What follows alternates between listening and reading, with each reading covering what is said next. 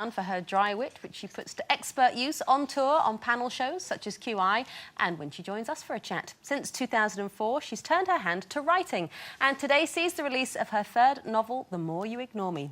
Based on some of her own experiences, the story tackles issues as wide-ranging as fame, obsession and mental health.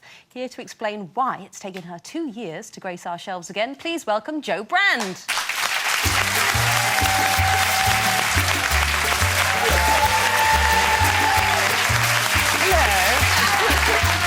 Gorgeous lady. Hello again. Yeah, I'm sorry. Oh, I know. Because you walk on like, oh, here I am again. What took you so long? It's not that thick. No, I know. What took me so long to write it? Yes. Oh, too busy. Well, you're too busy doing other stuff. Too busy doing what you do, which is I walk into a room and a curry flies onto my business. I don't know. I don't know. We must attract things. I've never, ever been able to wear... Well, you're wearing white. I mean, that's dangerous. I've got marks all over it. I'm just under the table. Look, this is the third novel. It is. And it sort of deals with... I like the notion that it deals with fame and sort of the obsessive fans it can attract and why people are attracted to celebrities in a sort of an obsessive way. It does. I think it's kind of a continuum that goes from sort of being a fan all the way through to kind of letting it take over your life and being slightly disturbed. Or extremely. The object of the fandom, I suppose, is Morrissey. Why did you pick on Morrissey? Well, I picked on Morrissey because I think he's got a very specific type of fan and they are absolutely 100% committed to him. Obsessive? They love it. Obsessive, I think so. I mean, I did do a bit of research for about 15 minutes. And, well done. I have met him, yeah. But I spoke to a fan of his and she said to me, I'm happy because he's alive. It's like, that's kind of quite religious, isn't it, really? It is, Do they dress like him and, you know, like they do with all the other people? Thankfully, no. Really? I was going to say, because that would be strange, wouldn't it? It would be a bit odd. Did you come out with any sort of conclusion as to why certain artists or acts have certain fans? Because they do, don't they? There's like certain, you know, musicians especially who have fans who would never ever desert them, no matter what. Well, I think it's obviously to do with the nature of the kind of songs that they do, really. And I think what Morrissey does is he kind of speaks to alienated teenagers, shall we say, who are kind of unhappy, lonely, angst-ridden. Angst-ridden. Can you relate to that? Indeed, I can. Are you an alienated teenager? I'm an alienated 51-year-old. Afraid so, yeah. Were you ever a fan? Did you ever follow anyone yourself like that, though? No, only you.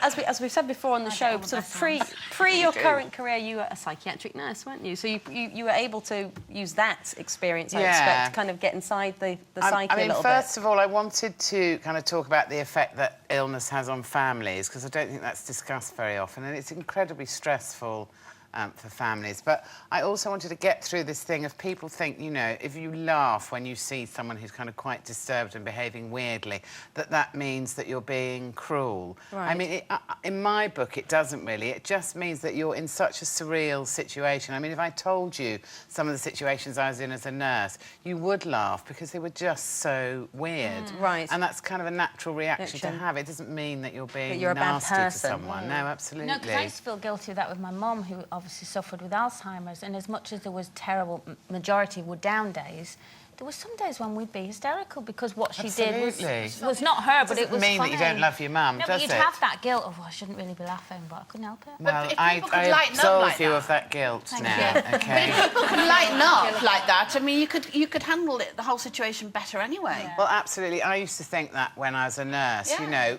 have a sense of humour. Yeah. I remember once being in the canteen, just kind of looking after a group of people, and this woman came up and put her dinner smack bang on the top of my head, and I had mashed potato, gravy and peas all down there. Oh, dear. So I said to her, what's for pudding? You've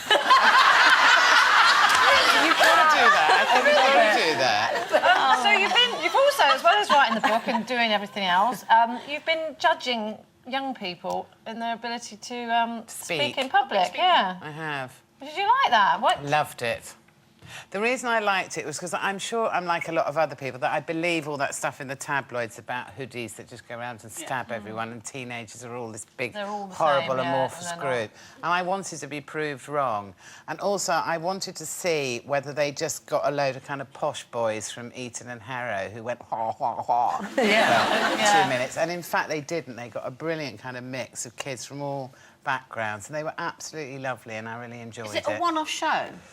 It's called The Speaker. It's a called series, The Speaker, yeah. It was a series. Whether they'll recommission it or not, I don't know. Well, I was going to say, though, wouldn't it be great to incorporate that into actual schools where they could do that? That would be a choice in schools. Well, I think they do. I mean, there's a big project going on that it was based on where they do go into schools, so they are getting the opportunity to do it. Fantastic for them, though, wouldn't it? It'd change Yeah, our perception absolutely. of them. Did you think you were qualified to be a judge in that sort of Oh, thing, look though? at her. Look at her. No, because when you watch TV and people are judging other people on certain, you know, talents or whatever, you think, how Yeah, can I you be was. I mean, I qualified for was that? worried about that, but actually, I have been standing up speaking Yeah, in you public have, yeah. to reasonably Telling successful jokes. effect for 25 years. Yeah, but, you know, being funny, telling jokes. What do you mean? What, is that Being easy? funny, telling. Oh, yeah, 'cause that's really easy. No, it's not. First of all, hardest we thing had ever. 3 judges, What so do I they wasn't do, the though? only one. No, what do they do, though? They're not doing that, though, are they? They're sort of putting a case forward for something that they feel passionate about, aren't they? What, the The teenagers? teenagers, Yes, yeah. that's yeah. right, yeah. But I think that's more difficult, isn't it? Well, no, I don't think it is, because I think everybody has a right to judge someone's performance. And if you look at something like Britain's Got Talent, people tend to go for the ones that they really like. And as a group, we all tend to agree, or someone wouldn't win. They'd all get the same marks, you know. So in some ways, I was as qualified as anybody. And I did have an educational psychologist and a drama teacher there who kind of put me right. Who I went, "You're great." And they went, "No, they're not." Now, Okay.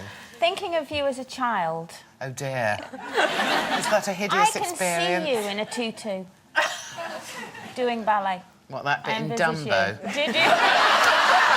Fantasia. Hippos, Yeah, wasn't it, in that's right, Fantasia? that's Not that you are the hippo in Fantasia. I wouldn't mind if I was. insinuating I that, wouldn't but mind if I was. Were you a very girly girl when you were younger? what do you think? I don't think you were at all. No, I wasn't. No. I was a man. I was about 3. Did you do ballet? Did you do ballet? I did ballet for about 3 weeks. Like me. Yeah, hideous. I don't know why I stopped. Because you were poor. You What about snooping? What about snooping, Joe? You've been to number 10 a couple of times, haven't you? I have been to Did you number snoop? 10. Did you snoop? Well, I tried to get a painting off the wall. That's called stealing.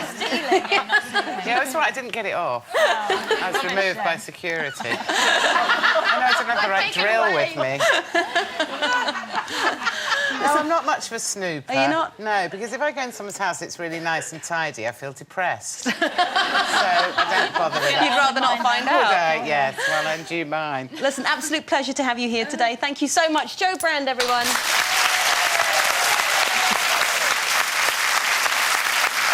That's it for your first dose of June joviality here on Loose Women. Be sure to drop by tomorrow at 12:30. We'll be getting to know